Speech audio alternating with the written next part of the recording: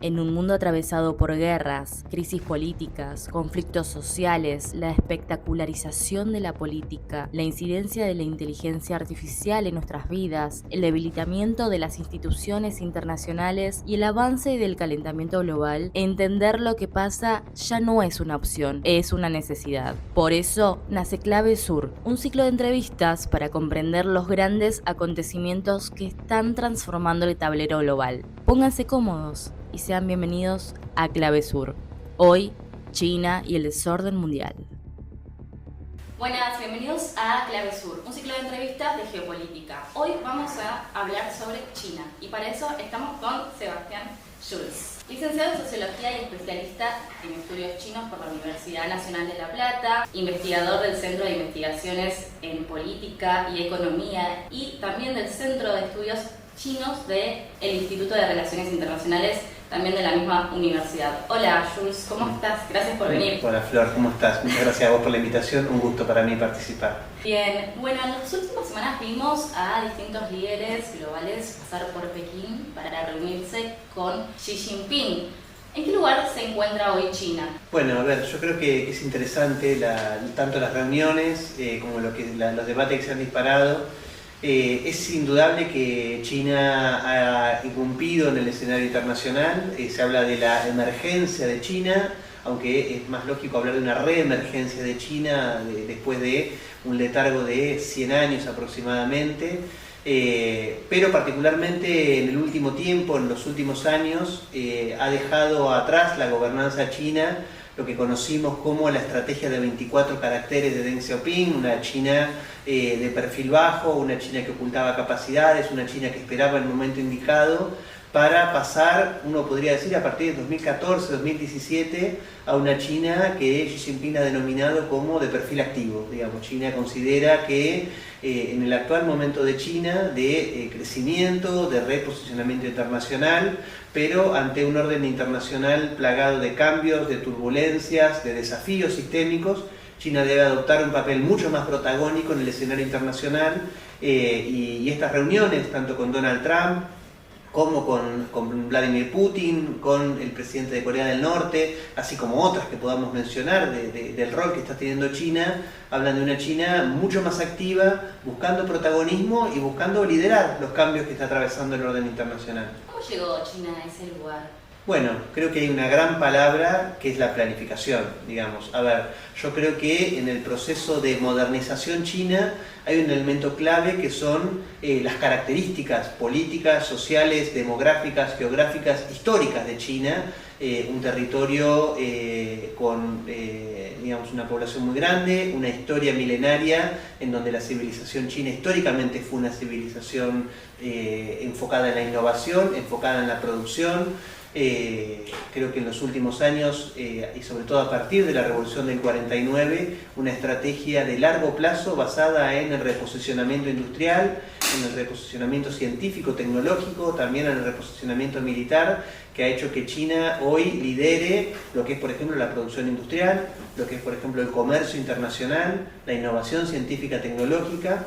Creo que esto ha sido una estrategia medida, pausada, pero constante, pero a su vez creo que lo particular de China es que este reposicionamiento económico, ¿no? China se ha convertido hoy en la principal economía mundial, medido en términos de paridad de poder adquisitivo. Yo creo que lo central del proceso chino, que muchas veces no se toma en consideración, es el impacto social, digamos, más allá del crecimiento económico de China, el hecho de haber sacado a 800 millones de personas de la pobreza. China hace 75 años tenía una esperanza de vida de 35 años, hoy ha superado a los Estados Unidos, alrededor de 79 años, lo que es los índices de desigualdad, por ejemplo, la baja del índice de Gini desde 2010 para acá, que hacen que China sea una sociedad más igualitaria que la norteamericana incluso, entre otros indicadores, mortalidad infantil, por ejemplo, lo que ha sido el aumento en la capacidad de consumo de su pueblo. Creo que China ha experimentado un reposicionamiento integral, producto de una planificación, pero a su vez de directrices muy claves que bajan desde el propio Partido Comunista de China. Si tuvieras que mencionar 3 políticas implementadas para llegar a ese lugar con todos estos niveles y datos que estás mencionando, ¿cuáles serían? Bueno, creo que uno fundamental es la política conocida como de reforma y apertura. Todo el proceso integral, digamos, sin desconocer obviamente todo el periodo previo de ponerse de pie de China, lo que fue las políticas de reforma impulsadas por Deng Xiaoping fueron clave, en torno permitieron a China integrarse al mercado mundial, aprender de las experiencias de industrialización de los países centrales, pero a su vez iniciar un proceso de agrandamiento del pastel, como en China se denomina, un periodo de crecimiento económico sin precedentes en la historia, digamos, una tasa de crecimiento del PBI de un promedio de 10 puntos durante más de 40 años, digamos. No hay punto de comparación en el sentido de que quizás pueda haber países más pequeños que hayan adquirido crecimientos similares, pero no de la proporción de China en términos poblacionales, geográficos. Creo que la reforma es un momento clave. Creo que a su vez hay que incorporar toda la política de erradicación de la pobreza que China inició ya desde la etapa de la revolución. A ver, China... Hola, hago esta pequeña pausa para comentarte que este es un proyecto periodístico independiente y autogestivo. Por eso te dejo este alias para Argentina y este alias para el exterior, para que puedas aportar si querés y podés a que este proyecto siga creciendo. Y si no, también puedes likear, comentar y compartir. Ahora sí, seguimos con el video.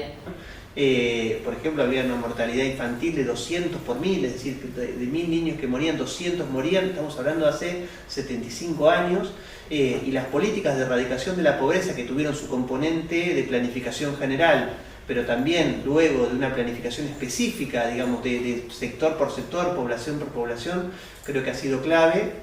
Y mucho más recientemente creo que tenemos que mencionar la dimensión científico-tecnológica, digamos, todo lo que es hoy la China de desarrollo de inteligencia artificial, la China de desarrollo de tecnologías de última generación, el 5G, el 6G, la explosión de las grandes empresas de telecomunicaciones de China, creo que ha sido clave, porque también pone en discusión el paradigma occidental, en donde la inteligencia artificial está pensada en relación a la producción en la economía real y a resolver las problemáticas de su población antes que la especulación financiera, las finanzas, como está pensada quizás más en Occidente. Sí, y hablando de eso, Donald Trump fue a Pekín a reunirse con 30 empresarios. Se habló mucho de este tema de la tecnología y claramente China sobrepasa a Estados Unidos en materia tecnológica y de inteligencia artificial. ¿Qué considerás vos que salió de ese encuentro? Bueno, creo que se hizo evidente una realidad en donde las grandes corporaciones tecnológicas norteamericanas dependen fuertemente del mercado chino, digamos, ya sea como punto de consumo, pero también para desarrollo de cierto tipo de tecnologías por la interdependencia que existe en el sector de las tecnologías y particularmente de este sector de alta tecnología. Vos mencionaste Elon Musk, ¿no? Elon Musk, un aliado de Trump desde la primera hora, tiene su principal fábrica de producción de autos eléctricos en Shanghai, ¿no? Entonces, ahí habla de que Elon Musk depende de lo que pasa en el mercado chino, como también podemos mencionar otro caso que también participó de la reunión, que es Apple, ¿no? Sí. Apple, una de las empresas más vinculadas con Estados Unidos, tiene su principal fábrica también en China, ¿no? De hecho, en general, los iPhone dicen diseñados en California, hechos en China, ¿no? Y ahora incluso muchos de ellos ni siquiera están diseñados en California, sino que se diseñan en la propia China, ¿no? Yo creo que hay una necesidad de estas empresas que dependen del mercado chino, que dependen de la tecnología china y que en algún punto están torciendo la mano de Trump, porque Trump siempre fue reacio a la política de internacionalización de estas empresas, porque según él afectaban al mercado norteamericano, y hoy no le ha quedado otra que cargárselos en el avión y llevárselos a China a pedirle por favor a Xi Jinping que les abra el mercado chino.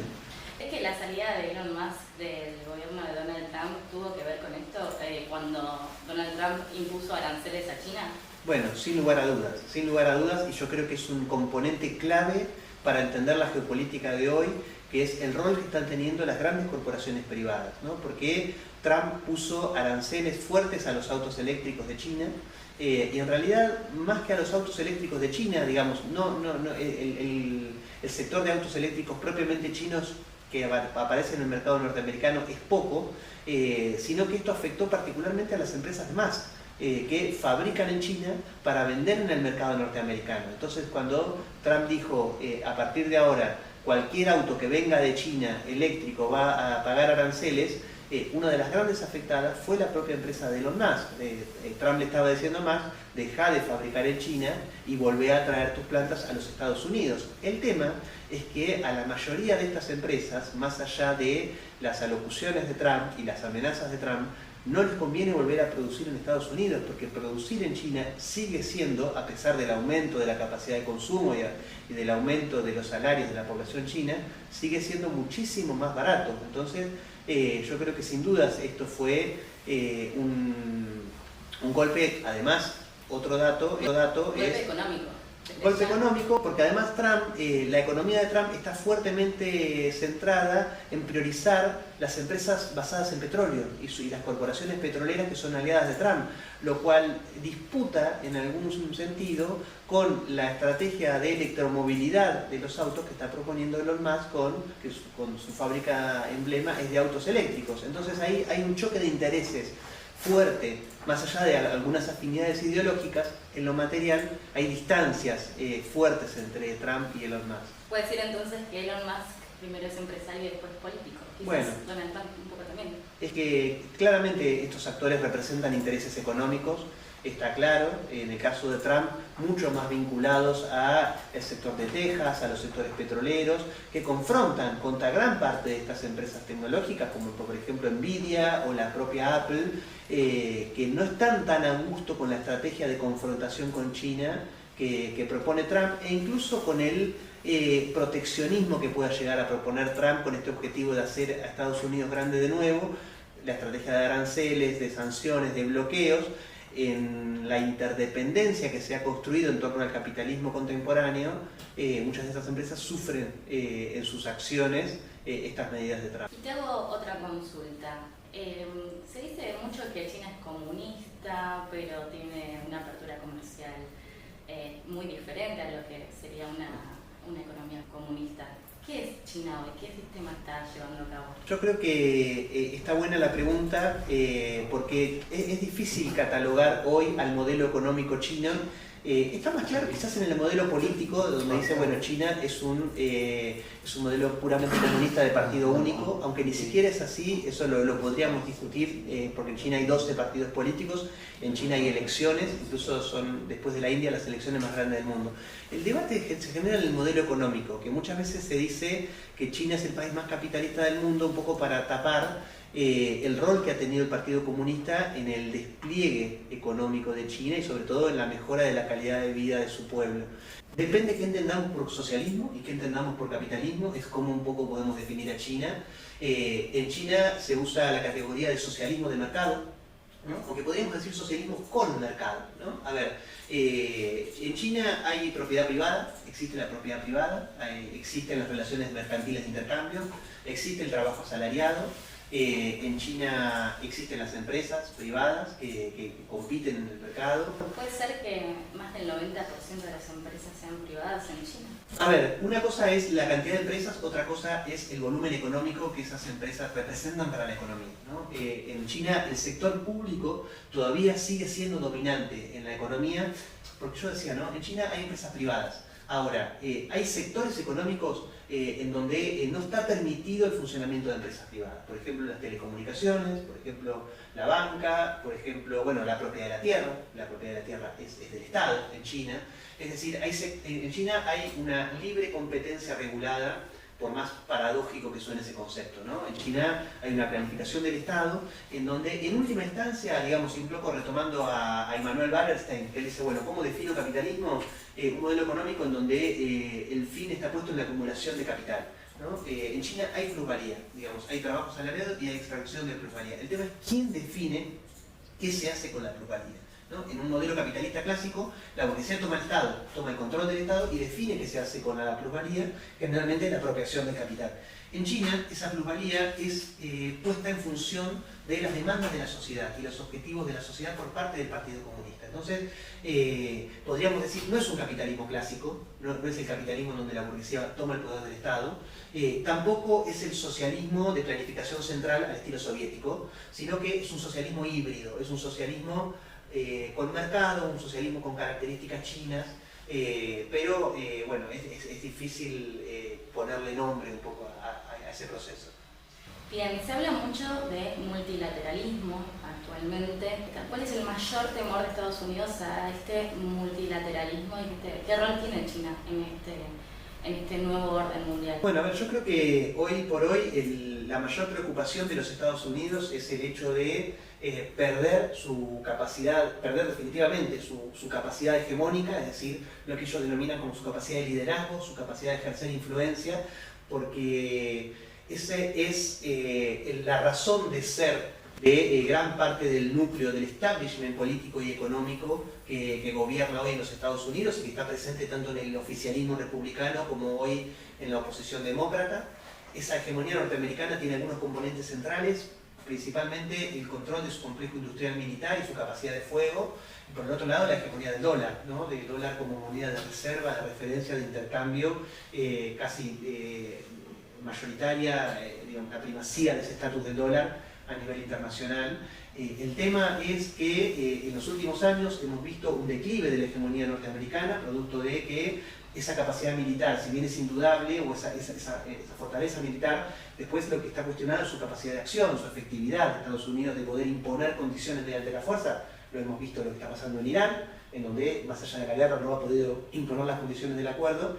Y por otro lado, lo que está preocupado a Estados Unidos es por el proceso de desdolarización que está atravesando la economía mundial. Yo creo que el proceso de fortalecimiento de determinados países, potencias emergentes, en donde el BRICS hoy es la principal referencia en ese sentido, es lo que está preocupando a los Estados Unidos, porque los BRICS como bloque están demostrando que es posible una alternativa y un orden internacional, llamémosle post-occidental, ¿no? Un orden internacional por fuera del núcleo dominante del Atlántico Norte, en donde este multilateralismo, que quizás es la forma institucional que tome, expresa en realidad la construcción de un mundo multipolar, o en donde existen múltiples polos de poder. Vladimir Putin habló justamente en la reunión con Xi Jinping de un orden policéntrico, ¿no? En donde hay muchos centros, en donde no solo estamos hablando de una distribución más equitativa del poder, sino también del reconocimiento de un orden mucho más diverso, mucho más heterogéneo, en donde adquieren una capacidad de coexistencia pacífica civilizaciones diversas, culturas diversas, religiones diversas, ¿no? Dejando atrás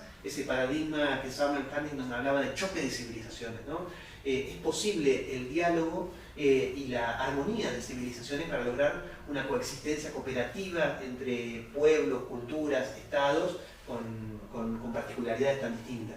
Hay un paralelismo que se hace actualmente entre la relación y la situación de China con Taiwán y las últimas medidas que estuvo tomando Donald Trump con Cuba. ¿Qué relación encontrás en eso? Y por qué lo que hace Donald Trump con Cuba, lo que podría llegar a ser, de acuerdo a sus amenazas recientes, ¿no? De invadir la isla y demás, y por qué eso a nadie le preocupa o le preocupa pero no está tan mal visto como China exige la recuperación de Taiwán. Bueno, yo creo que ahí podemos decir dos grandes cuestiones. En primer lugar, porque estamos hablando, en el caso de Estados Unidos y Cuba, de dos estados soberanos diferentes, en los cuales uno ejerce una influencia y un bloqueo directo sobre otro estado, ¿no? Estamos hablando de dos estados distintos, uno ingiriendo en los asuntos internos del otro. En el caso de China estamos hablando de un mismo estado, digamos, porque Taiwán es una provincia de China, con la situación de estar ocupada actualmente por grupos rebeldes que desconocen la autoridad del Partido Comunista. Pero Taiwán, los gobernantes taiwaneses no se reivindican, por lo menos por ahora, como un estado independiente, sino como, digamos, la China como una totalidad, isla y continente, en donde los gobernantes taiwaneses reclaman ser los verdaderos gobernantes, ¿no?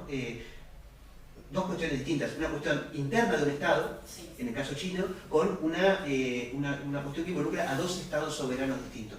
Eso como punto de partida más jurídico, si se quiere, en donde hay que agregar la otra parte quizás más importante, que es la social, digamos. Estados Unidos está ejerciendo un bloqueo hace más de 60 años criminal sobre Cuba, que lo que está buscando es el asesinato de la población cubana a partir del bloqueo de ingreso de alimentos, de insumos sanitarios, de energía, digamos, lo que está haciendo Estados Unidos es criminal contra el pueblo cubano y que está por fuera es completamente ilegítimo a nivel internacional, desconociendo las resoluciones de la Asamblea General de la ONU, por parte solamente de buscar un cambio de régimen en la isla, no aceptando el modelo de gobierno que los cubanos definieron para sí mismos. En el caso de China eso es impensable, porque al ser una cuestión interna del Estado, China no va a dejar que los taiwaneses sufran, por ejemplo, lo que está haciendo Estados Unidos con el pueblo de Cuba, porque en última instancia los taiwaneses son chinos. Entonces, si bien China reclama la restitución de la soberanía sobre la isla, de ninguna manera lo hace mediante el bloqueo que está ejerciendo los Estados Unidos. De hecho, si uno mira, por ejemplo, la composición del comercio de Taiwán, el principal socio comercial de Taiwán es China. Digamos, tienen un comercio bilateral muy fuerte. Taiwán incluso tiene comercio con otros países. Lo que no acepta China es que ningún país ponga en cuestión la soberanía de la China continental sobre la isla. Pero así todo, hay incluso una estrategia de China para profundizar sus relaciones económicas con la isla, porque ve que de esa manera es mucho más factible alcanzar lo que China aspira, que es una reunificación pacífica. ¿Qué consideras que busca China en la región actualmente? Bueno, yo creo que hay varias cuestiones. A ver, claramente China, este reposicionamiento de que hablábamos al principio, es un reposicionamiento global, y por eso es indudable que en los últimos 20 años la relación de Latinoamérica con China ha explotado de alguna manera, como ha explotado con todo el mundo, en términos, por ejemplo, de comercio. China es el principal socio comercial de la mayoría de los países de la región, en materia de inversiones, en materia de financiamiento. 22 países de la región hoy son parte de la iniciativa de la Franja de la Ruta, la nueva ruta de la seda. ¿Qué busca China en la región? Yo creo que hay un componente muy importante para China que es estratégico, que es el acceso a recursos que para China son estratégicos, y me refiero principalmente a alimentos y a energía, en los últimos años podemos también hablar de la cuestión del litio, porque a ver, la cuestión del alimento y la energía es clave porque China es un país muy grande, con 1.400 millones de personas, que prácticamente no tiene gas y petróleo en su territorio. Estamos hablando del país más industrializado del mundo y la principal productora de manufacturas del mundo. No tiene petróleo y gas en su territorio. De hecho, su crecimiento industrial ha sido a base del carbón, lo cual ha tenido efectos ambientales muy fuertes sobre China y sobre el mundo. China está en un proceso de descarbonización de su economía, de crecimiento del consumo de gas y petróleo, que no lo tiene que traer de afuera. De Rusia principalmente, del Medio Oriente y en alguna medida también de Latinoamérica y el Caribe. Pero principalmente la cuestión de los alimentos. China tiene 1.400 millones de personas y alrededor del 10% de su tierra cultivable. Y China ha saturado ese 10% de su tierra, de hecho también ha tenido impactos, por ejemplo, en la desertificación de gran parte de su suelo agrícola. China ha establecido algunos alimentos como donde va a ir a buscar su autosuficiencia. Maíz, arroz, trigo. Pero, por ejemplo, hay otros como carne y soja, que China dijo, nosotros esto no lo podemos hacer, tenemos que ir si queremos que nuestra población coma y coma bien, tenemos que ir a buscarlo afuera. Y Latinoamérica y el Caribe tienen los suelos productivos más importantes del mundo, o de los suelos productivos más importantes del mundo. Además de eso, hay otros, bueno, y el litio, ¿no?, para el desarrollo tecnológico. Pero además de eso, hay una intención de profundizar sus vínculos con países del sur global, con vincular las alianzas y las asociaciones con países emergentes y en desarrollo en la construcción de un mundo multipolar, que tienen a Latinoamérica como un socio interesante e importante, porque si uno mira el mapa de China, el mapa del mundo, China está exactamente al otro lado de digamos, Latinoamérica y China. Están en los polos distintos, ¿no? La anécdota de cavarse el pozo y salís en China, bueno, para nosotros eso es exactamente así.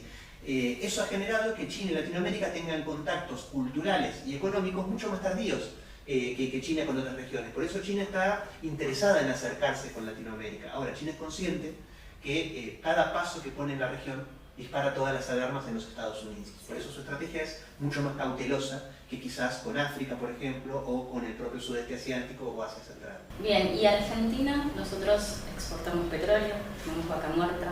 ¿Qué podemos aprovechar de este crecimiento de China y de este nuevo orden mundial también? Bueno, a ver, yo creo que hay una cuestión comercial que es evidente con China. Nosotros hoy, a ver, la canasta comercial que tenemos con China presenta varias limitaciones importantes, digamos, y esto ha trascendido los distintos gobiernos. A ver, China hoy es el primer o segundo socio comercial, China de Argentina. dependiendo de los meses con Brasil, pero la composición de nuestra canasta comercial tiene algunos problemas importantes, digamos. Por un lado, la primarización de nuestra canasta exportadora. Nosotros le vendemos a China, hoy si uno mira los datos, soja, carnes, litio y algún que otro producto más. Entre 3 y 4 productos concentran el 70-80% de lo que nosotros exportamos a China. Pero a su vez nosotros tenemos un problema aún mayor para la región, que es el déficit comercial, digamos, lo cual es casi único en la región. Brasil, por ejemplo, tiene superávit de 40.000 millones de dólares anuales con China, es decir, 40.000 millones de dólares que le quedan de saldo a Brasil producto de su comercio con China. Uno puede decir, bueno, Brasil es otra escala, Chile tiene un superávit de 18.000 millones de dólares anuales con China, nosotros tenemos déficit de 8.000 millones de dólares anuales promedio con China. Eso es una cuestión que hay que corregir. Y esto está plasmado en los memorándum de entendimiento. Por ejemplo, en el Acuerdo de Asociación Estratégica Integral que Argentina firmó con China en 2014, y en el memorándum de entendimiento que ambos países firmaron en el marco de la Ruta de la Seda en 2021, China se compromete a trabajar para diversificar nuestra canasta exportadora y reducir el déficit comercial. El tema es que es necesaria una política de Estado desde la propia Argentina para trabajar en esas cuestiones. Argentina tiene mucho para progresar con China en materia industrial, en materia nuclear, en materia científico-tecnológica en general, en materia comercial asimismo, pero es importante construir una relación mucho más constructiva con China que la que actualmente está construyendo el país. ¿Qué sabemos de la base de China que está actualmente en el sur y por qué molesta tanto? No, a ver, molesta principalmente a los Estados Unidos. Los Estados Unidos son los que más han puesto el grito en el cielo en relación a que hay acuerdos de cooperación con China que están vetados. Sobre todo aquellos que significan cooperación científico-tecnológica y algún otro tipo de cooperación estratégica, o por ejemplo nuclear, digamos, las centrales nucleares que Argentina había acordado construir con China están vetadas. Lo mismo las represas hidroeléctricas en el sur argentino, que iban a ampliar o que se proponen ampliar en un 10-11% la capacidad energética del país. Es clave para la industria. Y en el medio esta estación espacial, ¿no? Es una estación de cooperación en materia espacial, de investigación del espacio lejano, es decir, ni siquiera sirve a los fines de inteligencia, porque no tiene, por los radios de los telescopios y el alcance, no tiene capacidad de ver satélites en la atmósfera terrestre. Son para la investigación del espacio exterior, por ejemplo la cuestión lunar, o incluso mucho más allá. Y en un marco en donde estamos en un orden atravesado por la competencia estratégica entre grandes potencias, por una fuerte competencia geopolítica que involucra todos los planos, la ciencia, la tecnología y la dimensión espacial pasan a ocupar lugares primordiales para la estrategia norteamericana. Por eso los Estados Unidos han sido muy críticos de la construcción de esta estación espacial. Y esto ha incluido cuestiones legales, por ejemplo, como lo que hizo el propio presidente Macri en su momento, decir, bueno, esta estación puede funcionar, pero siempre y cuando haya un compromiso de que no va a haber fines militares. China lo firmó sin ningún problema, porque en ningún momento la estación espacial tuvo fines militares, ¿no? Pero por otro lado, principalmente una estrategia fuertemente mediática, de instalar desconfianza, instalar preocupación acerca de los fines últimos de la estación espacial, llamándola una base militar china en la provincia de Neuquén, ¿no? En ningún lado hay que sea una base militar, pero esto, a ver, es una estrategia que ha usado los Estados Unidos en varias circunstancias, por ejemplo con el puerto de Chancay en Perú, por ejemplo, o incluso había una propuesta de construir un puerto en Río Grande, en Tierra del Fuego, chino. Estados Unidos dice o esgrime la amenaza del uso dual de estas infraestructuras, ¿no? Es decir, bueno, bajo la máscara civil, de fondo hay objetivos militares, ¿no? Esas son razones que ponen los Estados Unidos sin ningún tipo de argumento ni de fundamento y que buscan romper este tipo de cooperación con China. Bien, muchas gracias por venir. Bueno, gracias a vos, Flor, por la invitación. Llegamos al final de Clave Sur, esperamos que te haya gustado este capítulo. Comentanos qué te pareció, si te gustaría que hablemos de otros temas. No te olvides de suscribirte al canal, comentar, likear y compartir este video para que llegue a más gente. Nos encontramos la próxima en un nuevo capítulo de Clave Sur.